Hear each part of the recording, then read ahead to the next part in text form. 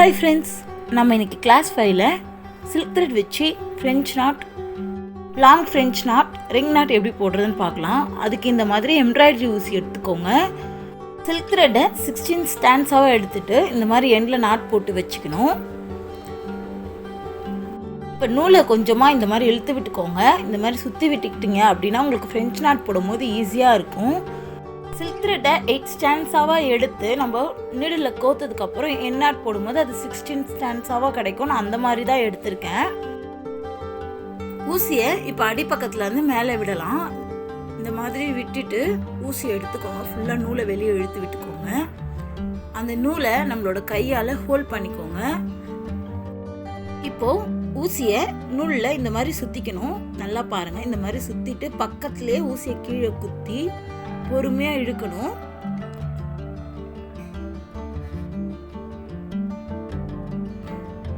ஃபுல்லாக இழுத்ததுக்கப்புறம் இந்த மாதிரி நம்மளுக்கு ஃப்ரெஞ்ச் நாட் கிடைச்சிரும். மறுபடியும் பண்ணுறேன் பாருங்கள். அடியிலேருந்து ஊசியை விட்டு ஃபுல்லாக நூலை வெளியே இழுத்துட்டு இந்த மாதிரி ஒரு டைம் சுற்றிக்கணும். நம்ம 2 டைம் 3 டைம் கூட சுற்றலாம். அது வந்து நம்மளுக்கு ஃப்ரெஞ்ச் நாட் நல்லா பெருசாக வரணும் அந்த மாதிரி நினைக்கிறவங்க, இது பிகினர்ஸ் வந்து இந்த மாதிரி பண்ணுங்கள். உங்களுக்கு ஃப்ரெஞ்ச் நாட் ஈஸியாக கிடச்சிரும். நம்ம அப்படியே மொத்தமாக நூலை விட்டுறக்கூடாது. நம்ம சுற்றி வச்சுருக்கிறதால நம்மளுக்கு ஈஸியாக வந்துடும்.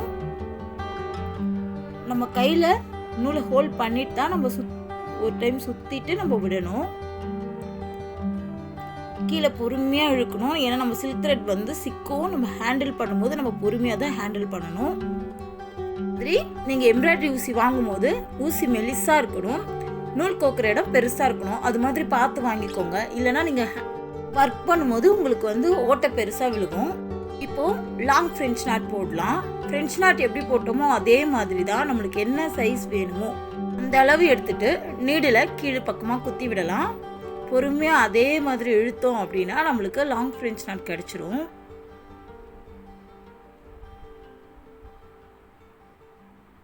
அவ்வளோதான். மறுபடியும் பண்ணுறேன் பாருங்கள்.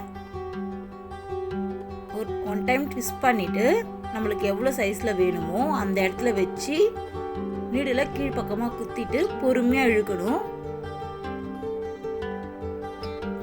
பொறுமையாக இழுத்தோம் அப்படின்னா நம்மளுக்கு லாங் ஃப்ரெஞ்ச் நாட் கிடச்சிரும்.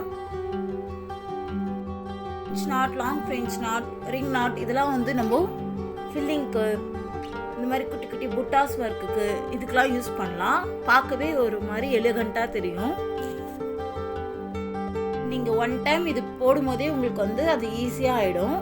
உங்களுக்கு ஈஸியாக ஃப்ரெஞ்ச் நாட் போடுறதுக்கு வந்துடும். இப்போது ரிங் நாட் போடலாம். ஃப்ரெஞ்ச் நாட்டுக்கு எப்படி எடுத்துக்கிட்டோமோ அதே மாதிரி எடுத்துகிட்டு நம்மளுக்கு எந்த சைஸில் ரிங் வேணும் அப்படின்ட்டு பக்கத்தில் அப்படியே கீழே குத்திடுங்க.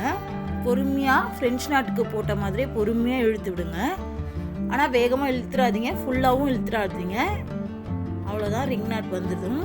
நீங்கள் வந்து ஃபுல்லாக இழுத்துட்டீங்க அப்படின்னா அது ஃப்ரெஞ்ச் நாட்டாக மாறிடும். அதனால் நீங்கள் பொறுமையாக இழுக்கணும்.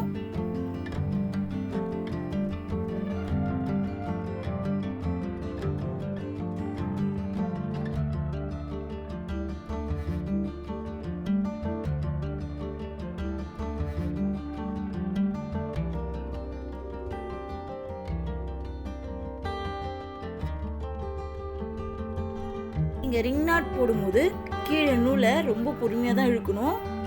அதே மாதிரி உங்களுக்கு எந்த சைஸ் ரிங் வேணுமோ ஒரே மாதிரி வேணும் அப்படின்னா நீங்கள் கொஞ்சம் மேலே அட்ஜஸ்ட் பண்ணி பிடிச்சிக்கோங்க. பிடிச்சிட்டு கீழே இழுத்திங்கன்னா உங்களுக்கு ரிங் நாட் விழுந்துடும். கரெக்டாக டைட்டாகவும் ஆகிடும். ரிங் நாட் நம்மளுக்கு எவ்வளோ பெருசாக வேணும்னாலும் போட்டுக்கலாம், எவ்வளோ குட்டியாக வேணும்னாலும் போட்டுக்கலாம், ஒரே மாதிரியும் போட்டுக்கலாம். நம்ம இந்த மாதிரி போட்டு ப்ராக்டிஸ் பண்ண தான் நம்மளுக்கு அது நல்லா ஹேண்டில் பண்ணுறதுக்கு வரும். இந்த வீடியோ உங்களுக்கு பிடிச்சிருந்தா லைக் பண்ணுங்கள். ஆரி கற்றுக்கிற உங்கள் ஃப்ரெண்ட்ஸ்க்கு ஷேர் பண்ணுங்கள். எதனா டவுட் இருந்ததுன்னா நம்மளுக்கு கமெண்ட் பண்ணுங்கள். மறக்காமல் நம்ம சேனலை சப்ஸ்கிரைப் பண்ணுங்கள்.